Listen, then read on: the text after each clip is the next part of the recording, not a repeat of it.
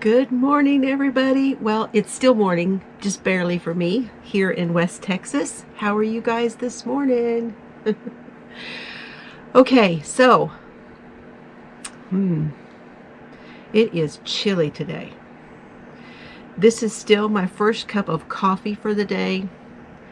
I slept in. I got like 9 hours of sleep. I got up, Mr. Fiber goes, "Get some sleep?" Yes. I just fell out. I've been watching the Alec Murdaugh trial again. We're going to be talking about that again tonight. It's so cloudy out and it is so cold. They started out saying that we might have some ice today. They took that out because it didn't actually get here. It probably never hit the ground. And now it's just cold. I think we are in the 30s right now. And I don't think we're supposed to get up past 40 something. So I want to say that I feel for all of you out there who are dealing with the snowstorm, the ice, the yuck. I'm sorry, and I am thinking about all of you. And I hope it doesn't last too long. And I hope that you guys don't lose power or have issues. It's another, probably the last snowstorm hurrah. Let's hope so, right? Using my Awake-ish cup. I am wearing my shawl, the mock-up that I did of the Seam Double shawl. And I'm quite cozy, thank you.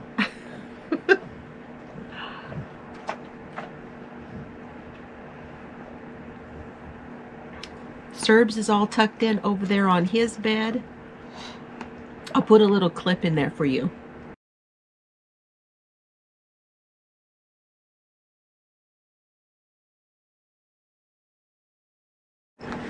Okay. Let me get my blanket out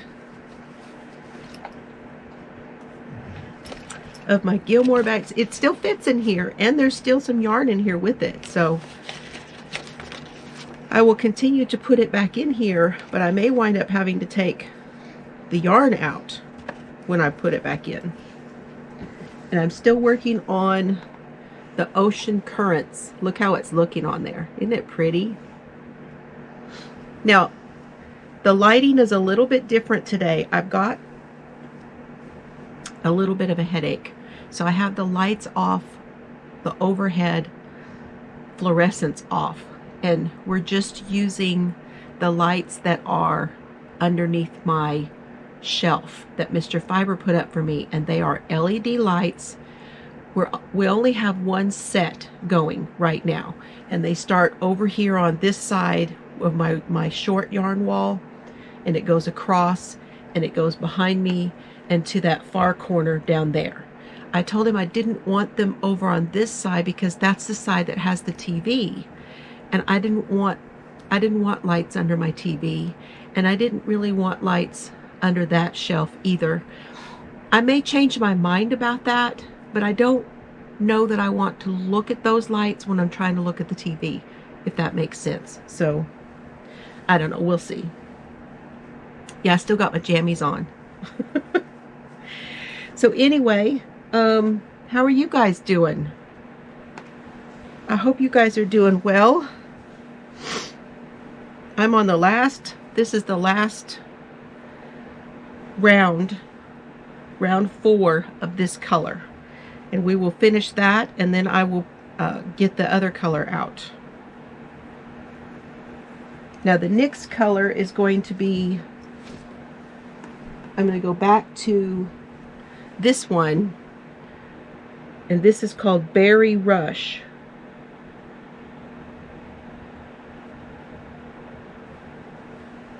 And it's the one that is here in the center where I started. So it's next. It's after this one. I had a reminder about a couple of stories yesterday. So the first one I'm going to tell you, On my live on Sunday, I showed some pictures that Chelsea had sent me. And I have so many memories of, there's so many from when the girls were little. But Chelsea wanted me to talk a little bit about the dog that they first had when they were little. And I don't even know that Carrie will even remember him at all. But we had a little dog named Snoopy. So I want to talk about how we got Snoopy, and then give you some little stories about Snoopy. And I'll tell you a little even more about where Snoopy went after we had him, because we didn't have him for very long. So the girls' father was not keen on having animals in the house. Ever. And the girls and I, we actually talked him into it. And this was we were in our first house, and we had a decent front yard and a decent backyard. The backyard had a fenced area, and so there was no reason why we couldn't have a dog that could just go in that fenced area back there and come in the house sometimes. And that's where we talked him into it.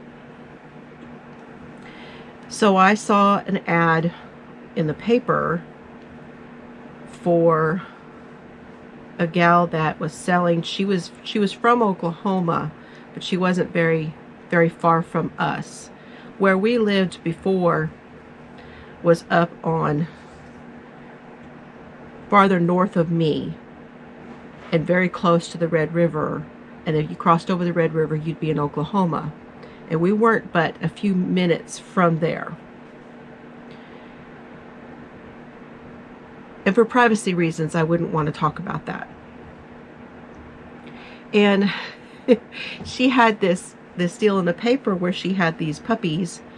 And so I called the number from the paper, and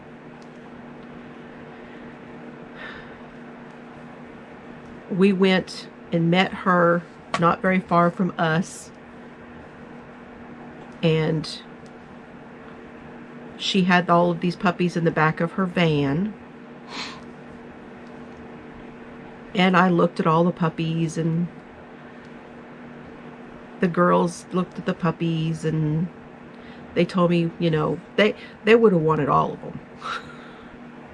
They liked this one, they liked that one. We were looking at the color, we were looking at, you know, all of the things. And Snoopy was a Basset Hound. These were Basset Hound puppies. And you know, the Basset Hound is the one that it was in. I mean, I'm going back a little bit, but this was back when I used to see commercials.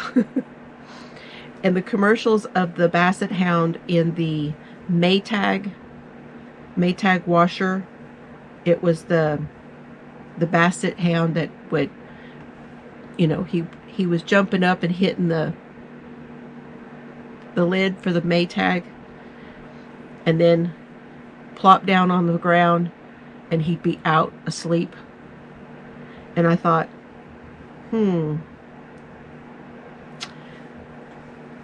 that would be cool, that this Basset Hound just kind of gets, you know, that he's not going to be terribly rambunctious, was my thought. So then I was looking at them, and I said, these puppies, and I thought, you know, that there was the runt. And I said, you know, the runt is going to be even less rambunctious than the rest of them. So we brought home the runt. And he was typical colors, not black, but a very dark brown. Lots of spots on him that looked like Snoopy. So white with these brown spots, not black but brown. They were very dark brown. And so the girls named him Snoopy. And he was a sweet dog. He was a real sweetheart. He really was. And he loved the girls. Oh my goodness, he loved the girls. But he was rambunctious. He was... I couldn't believe that this puppy, even we had him, you know, at least 6 months, and I could not believe that he could jump 4 feet in the air. And that's his back feet being 4 feet off the ground. And he would chase the girls around the backyard, but he had no concept of don't hurt them, because he was a puppy and he was just all in, you know. So he would jump on them and they would get just far enough away from him, and when he would come down, his paws would get on them and he'd scratch them, not on purpose. It was all playing. Well, that upset their dad. Well, they're getting hurt. Well, he's hurting them. He's not hurting them. They're just playing. Yeah, they just have to be more careful that he doesn't scratch them, you know. They're going to have to learn how to play with a puppy and not get hurt. And it got to where they didn't want to go out there because he would jump on them. So, and he would come in the house. He would come in the house, and I have pictures of, I think there's at least a picture of Chelsea. Well, I don't have them. I don't know where the picture is, but there's at least a picture somewhere of Chelsea laying down, taking a little nap on the floor, and Snoopy laid across her. So we did have those moments. Hey, watch it, bud. Serbs, don't get wild with my cart. You'll spill my coffee. We had some wonderful, loving moments with him. It wasn't all just run and play. The reason that we were at that time in my daughter Carrie, the youngest one, in her life, where we were dealing with some allergies. And so we felt like it was probably not good for us to have this dog because she might have allergies. And we went on to get the allergy testing and doing all those things.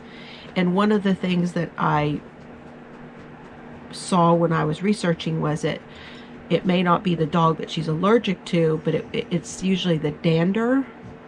So some different breeds of dogs have a worse problem with dander underneath on the skin than others do. And they said that the Basset Hound was one of those breeds. So therefore we decided we had to get rid of Snoopy.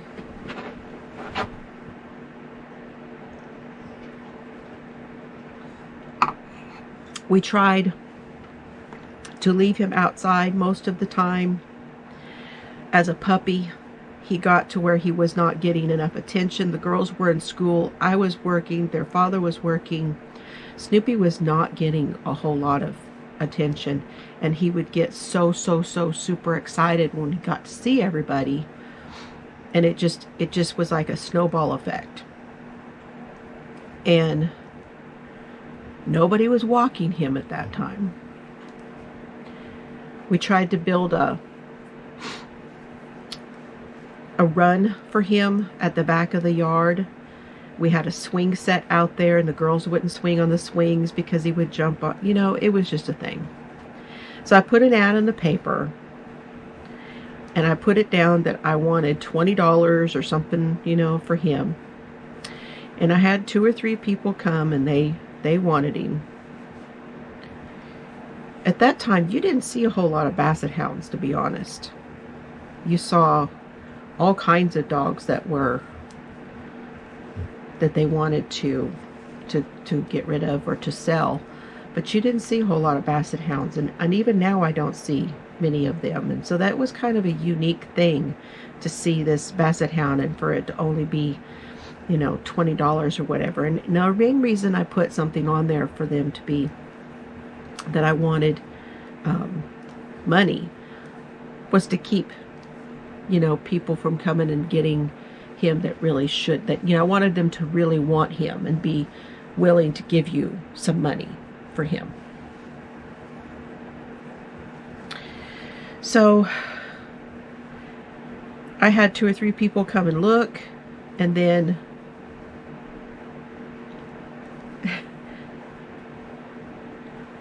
this woman came with, and she had this young boy with her. It was her son, and he was probably about 8 or 9 years old. Snoopy fell in love with that little boy. That little boy fell in love with Snoopy. It was love at first sight for those two. And the mother told me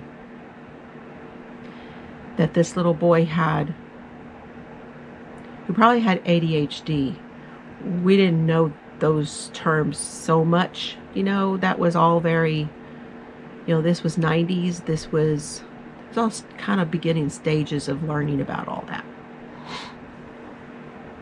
At least for me anyway. For others it may have been sooner, but for me. And she said,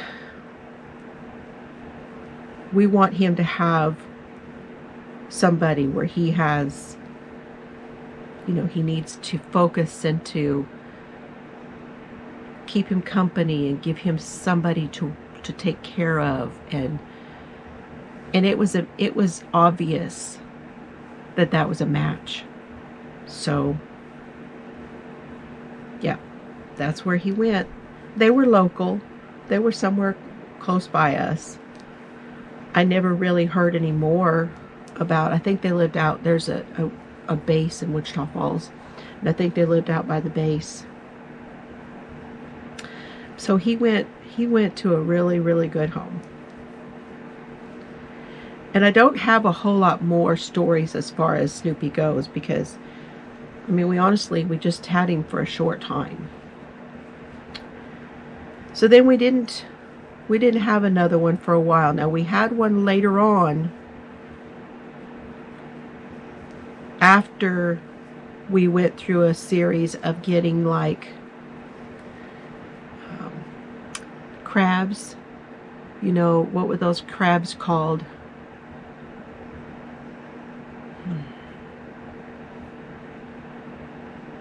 Everybody had them. You had a little terrarium. You had these little crabs. We had a couple of those, and then the girls got to where they were afraid to hold them, because one of them, they took them out, and one of them kind of pinched one of their friends, and he didn't bite them, because they didn't, those crabs don't bite, but kind of pinched somehow. And then she just threw it down, and it was this whole thing. And then the girls were afraid to pick up the crabs. And we'd have the crabs that would just, there'd be this god-awful smell in the house that we were like, where's that coming from? Until we realized that the crabs would die inside their little shells. We had the extra shells in there so that they could leave those shells and go into the bigger shells as they were growing. And we never got to the point where anybody changed shells. They usually just died on us. So we went through that whole stage. My daughter Carrie really wanted, we had been to the pet store, and she really, really, really wanted, in a bad way, and her dad just was not, her father was not going to let that happen. He couldn't get over himself to let her have it. She wanted a hairless rat. There was a hairless rat. And I know, ugly, so ugly, but they had one, and this rat was going all around on all of the people who were at the pet store. They were taking turns because he really wanted company. He wanted to be with everybody. He was very gentle. He was very sweet. And he sat up on their shoulder, and he rode around on their shoulder all day long while they were going, doing their jobs and stuff. Balanced himself. They'd been down, they'd get up. No, he balanced. He was just right there with them. They said he never messed on them. None of that. and she really wanted that rat. He wouldn't let her have him. And he was not going to have a rat in the house. But that's what she wanted. We had looked it up, and the smaller animals like that, smaller caged animals, would have been best for someone with allergies. But we couldn't make that happen. And by then, Chelsea had gotten her bird. And so we got a, they call them a budgie. We got a little parakeet for Carrie. So Carrie, we had a little parakeet. His name was Blue. And we had more than one, but one of them died, was sick when we got it. I want to say that one was yellow. And we had gotten two because we felt like parakeets, from all of our research and reading about them, that they prefer to have, a little cage mate with them. Well, I think something just happened. That one that we got was sickly. But Blue survived, and we just went ahead and kept Blue just like he was. And oh my goodness, we thought, and y'all can tell me what you think, because I have never understood why this happened. But we thought Blue, based on the beak color, told us that it was like a gray-blue color, that supposedly was the males.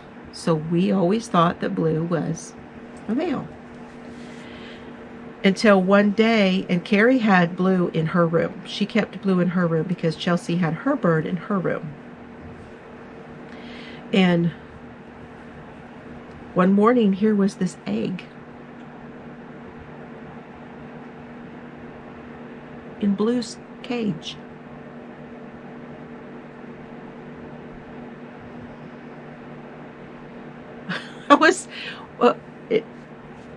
We weren't sitting on it.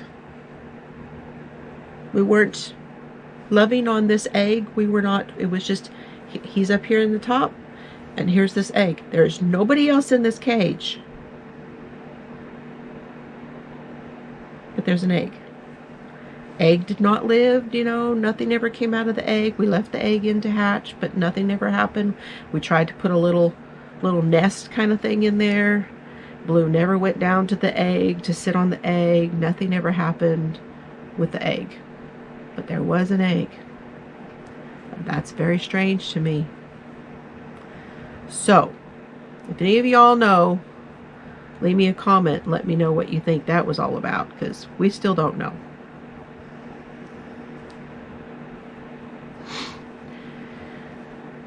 And that brings me to Chelsea's bird. Now, Chelsea's bird's name was Maisie. And he was, oh my goodness. Okay, I'm at the end. It's time to put on the new color. Maisie was something else. A cockatiel.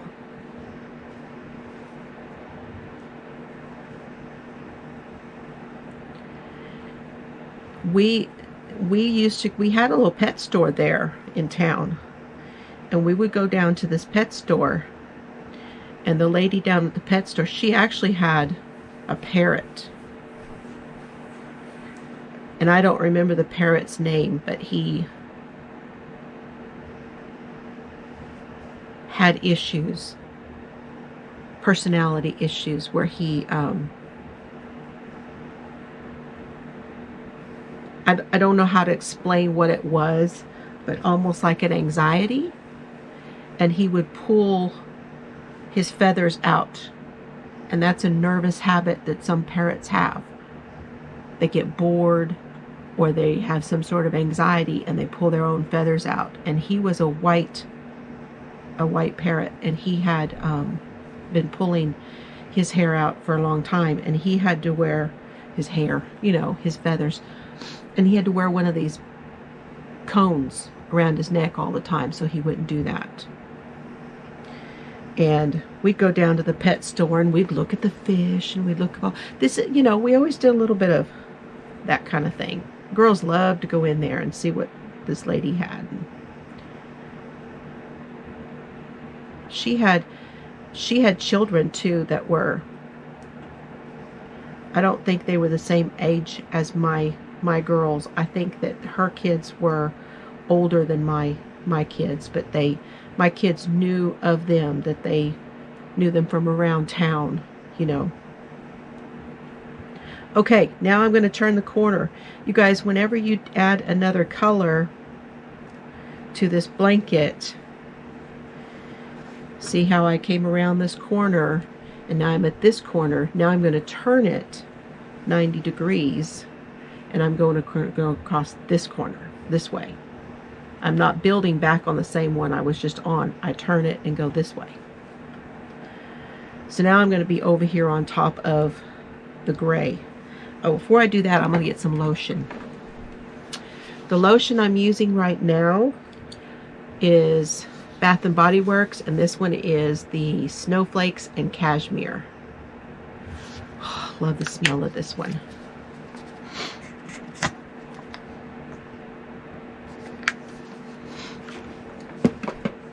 Now, Chelsea's bird Maisie, oh my goodness, you guys. For a cockatiel, he really learned a lot and spoke a lot. And they don't always talk. The cockatiels will whistle. They will make noises. They will mimic noises, lots and lots of them, but they don't always talk. Maisie talked a lot. And he was wonderful. And they live a really long time. And I used to kid Chelsea and tell her, you know, that if you decide you don't want him, don't you call me, because I know that I will have him for a really long time, and then you might get him back. You know, we used to talk about that because they live a really long time. They're like donkeys. They live a long time. So anyway, when we got Maisie, he was just a baby chick when we got him, really. The lady at the pet store, she had a few cockatiels, and she wouldn't get very many, and they would go pretty quickly. And by the time that she got them, they were a little bit older, and they were already kind of, I don't know, we would see these cockatiels that she had, and they just didn't seem like they had much personality. And Chelsea wanted to raise one from a baby. So the lady at the pet store told us where she got her. She gave us the lady's name where she got her cockatiels and most of her birds, because her birds were, you know, this lady raised cockatiels and the parakeets and something else. She had, I want to say she had another kind of bird that she raised. And she said we could call her and we could possibly get a bird a little bit younger that Chelsea could raise to be this bird's mama, you know, because we wanted we wanted the bird to be Chelsea's, and for it to be something that she took care of, and so on and so forth, because Carrie Ann now had Blue, you know, I mean, you know how kids are. And we called and talked to this lady. We went down and we saw the cockatiels. We told her what we wanted. And she said it wasn't her practice to sell to individuals. She really had this set up to sell to the pet stores and all of that kind of stuff. It was just a set thing that she did. You know, she didn't start doing it in order to sell to individuals. But she did make an exception for us. And she told us, she said, now when I get the next batch, I'll look them over. I'll make sure that they are, she wanted one to be that was really healthy, that didn't have any issues, because you know, when they go to when she takes care of them, then they go to the pet stores, there's certain things that they do. They'll put certain things in their water, and they, you know, they didn't get shots or anything, but you know, there's just certain things that the pet stores knew to watch for when you get a group of these birds, you know, and stuff. And so she wanted to make sure that it was really good and healthy before we got the bird. So she called us and we went and got him. And he didn't even have all of his feathers yet. He was that young. And brought him home. He had a cage, had all the stuff. And Chelsea had to feed him, because he was not even old enough that you could just put the food in the cage and he would eat it. She had to feed him with a dropper. Now, when you feed a bird that young, that has a beak, you have to protect yourself. So she had to take him, and she would lay him on his back on a towel. And when you lay the bird on their back, they will be quiet. And she would lay him on his back, his little feet sticking up, and she'd take the towel and she'd wrap the towel all around, and then she'd kind of bring where his little head was poking out of there, and then she would have the dropper of food, and she would feed him with the dropper, and he would, you know, it was really something. I think that the food was like, it looked like chewed up cornbread.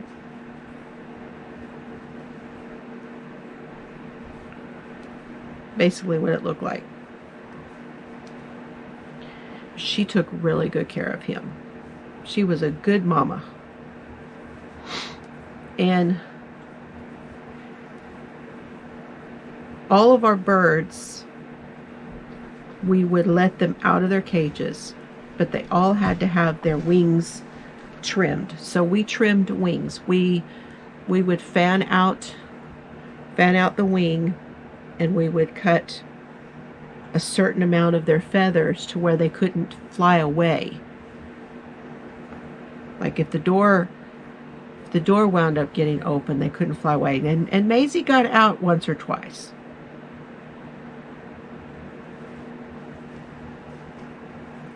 But he didn't get far.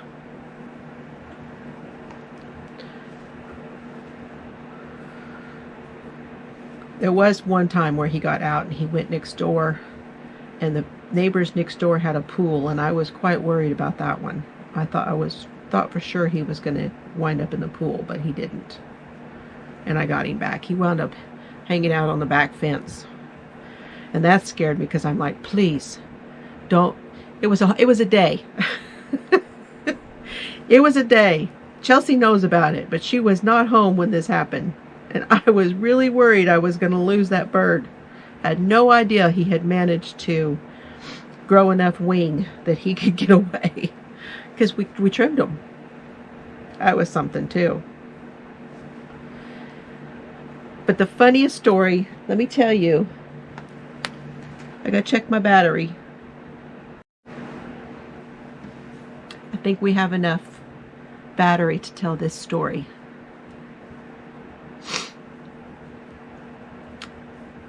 The funniest story that I have is that, you know how chaotic it was. By this time of this story, we had Maisie, we had Blue, and we had the new little dog, and her name was Beauty, and I can talk about her tomorrow.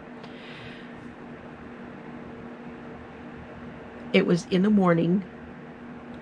We had a 2-story, and I was downstairs in the bathroom, and the girls needed to come in. I just was getting ready for my day and to take the girls to school, and that's where they came in to do their brushing of their teeth and all of those things. And you know, the door wasn't completely closed, so the little dog, she pushed her way in through the door and came and sat at my feet. Next thing you know, Carrie comes in and she's brushing her teeth over there there was a double sink. She was at one sink. Chelsea comes and she's over at the other sink, and she's got Maisie on her shoulder. And she goes, "Mama, will you hold Maisie?" Why not? I'm here going to the bathroom. I have the dog. I have the kids. Now I have the bird.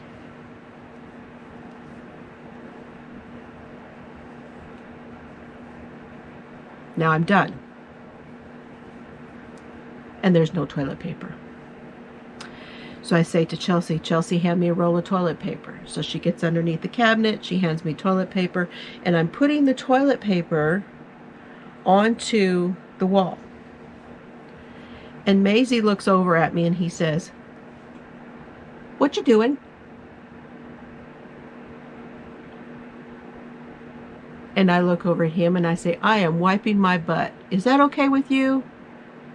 And he says, "Good boy."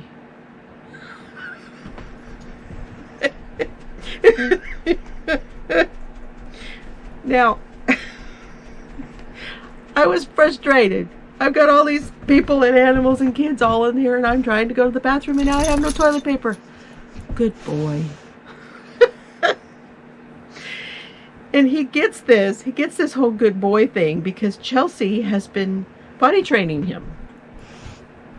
She had potty trained this bird she would hold him on her finger, and she put him over the commode, and she'd say, "Okay, Maisie, now go potty," and he bloop right into the commode.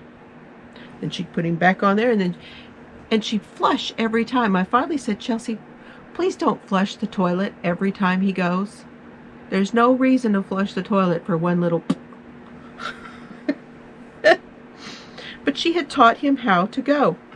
And after he would go, she'd say, "Good boy."